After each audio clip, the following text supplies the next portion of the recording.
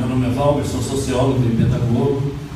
Ao contrário do palestrante, eu já estudo há 30 anos e leciono há quase 20. Sou especialista em educação e pesquisador pela Universidade Federal de São Paulo. Portanto, me causa realmente estranheza e um certo incômodo, porque a apresentação de vocês, eu até falei brincando, mas respeitosamente, eu me tornaria um militante hoje do MBL se essa fosse a linha. O grande problema é que aparência e essência nem sempre são as mesmas coisas, né?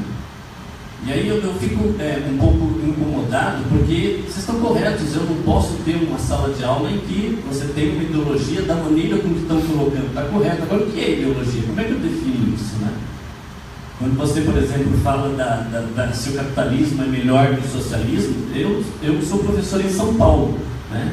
O estado mais rico da federação, correto? Ele paga menos que a metade que o Maranhão e menos do que o Paraná. Então, a lógica não funciona. Tem alguma coisa. O capitalismo, o que ele é? Como é que ele existe? A liberdade? Não. O capitalismo funciona em cima de acumulação de capital. Para alguém acumular, alguém tem que ceder. Então, o que na verdade, para a gente, principalmente que leciona, incomoda no debate, e isso talvez seja o que a gente mais precisa debater entre nós aqui, que seja importante. E primeiro dia de aula que eu falo para os meus alunos, o que a gente começa a matar aqui hoje não é a sua crença em Deus, a sua filosofia política, mas é o senso comum. Senso comum. E infelizmente, por enquanto o debate não saiu desse campo. Eu realmente vim muito curioso para ver dados de fato, elementos de estudo, reflexões filosóficas, porque acho que é isso, né? Todos nós, no fim das contas, queremos a mesma coisa. Agora, o que nos joga em campos opostos, infelizmente, é pautar um debate tão sério, porque eu vou dizer aqui, qualquer um sabe, nenhum médico aceitaria que um leigo viesse questionar um laudo ou porque a pessoa não tem. Agora, todo mundo é especialista em educação. É impressionante que basta respirar, tem um ponto de vista, uma informação. Então, o que eu gostaria de saber é o seguinte: para sair do senso comum, para a gente poder avançar na reflexão feita aqui, como é que a gente pode de verdade fazer um debate sério sobre o que é avançar a educação? Porque a escola sem partido ela é tudo e não é nada, né? Seria o mesmo que explicar Deus e seu tempo, né? E assunto importante, mas a gente não alcança os limites necessários. Então, uma escola sem partido, inclusive contra o que a Constituição diz, porque ela diz que a gente precisa respeitar todas as linhas ideológicas, todos os tipos de pensamento, né? Ela não tem que ser uma escola sem religião, mas ela tem que ser laica, que respeita todas as expressões. Para isso a gente precisa sair do senso comum. Então, gostaria de saber como, em cima da proposta de vocês, a gente sai desse campo do senso comum, da lógica, que inclusive nos coloca em conflito. Deveríamos estar juntos aqui pensando no que melhorar e como avançar, então, para um campo mais propositivo, mas com conteúdo.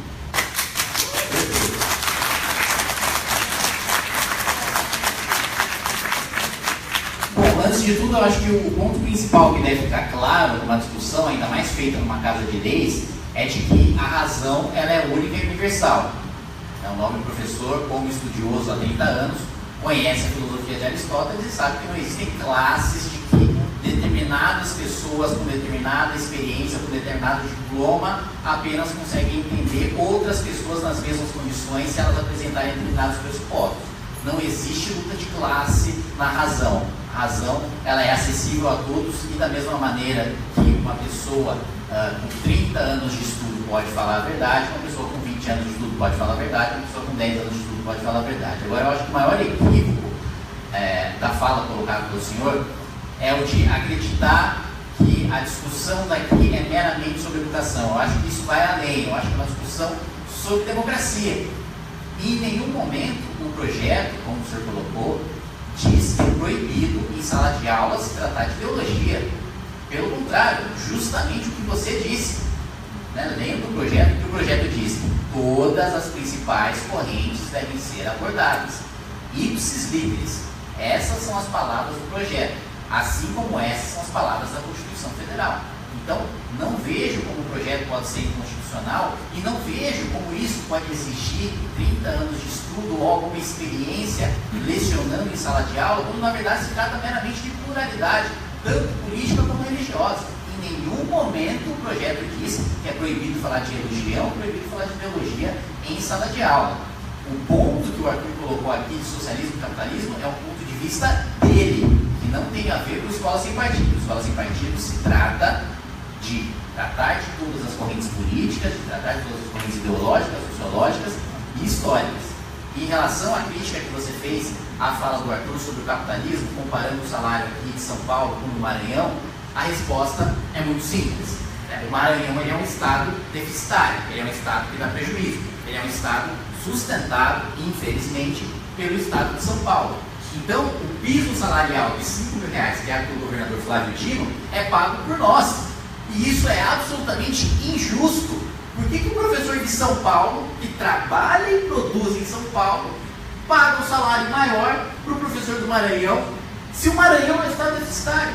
Eu acho que justamente nesse sentido, propostas educacionais como as que o senhor quer debater e levantar, e essas sim, concordo plenamente, devem ser tratadas por especialistas, são tratadas na União. É a União que tem competência para legislar sobre esse assunto, para propor programas nacionais de ensino, e é justamente isso que é feito. Na minha opinião, isso não deveria ser assim.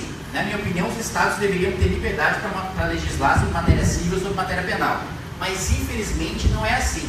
Tratando sobre o nosso ordenamento jurídico, o nosso pacto federativo, é impossível ter o debate que o senhor quer ter aqui, porque aqui é uma casa de vereadores, e os vereadores não tratam de planos de educação.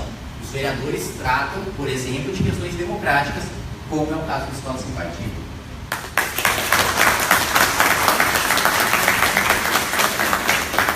Inscreva-se no nosso canal youtube.com/mblivre.